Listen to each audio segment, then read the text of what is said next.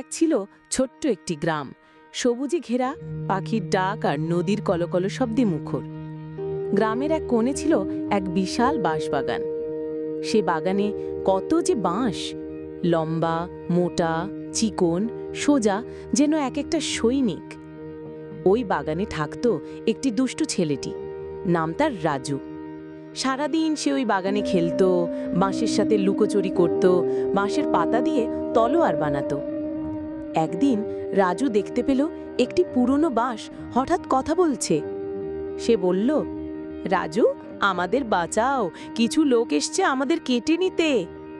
রাজু ভয় পেয়ে গেল, কিন্তু সে জানত বাগান মানে তার খেলার রাজ্য। সে সিদ্ধান্ত নিল কিছুতেই বাঁশের বাগান শেষ হতে দেবে না। সে গ্রামের বড়দের কাছে গিয়ে বলল, ওই বাঁশবাগানটা কেটে ফেললে আমাদের ছায়া থাকবে না, খেলার জায়গা থাকবে না, এমনকি ঝড়েও রক্ষা পাবে না। শুরু হলো ছোট ছেলের এক বড় লড়াই।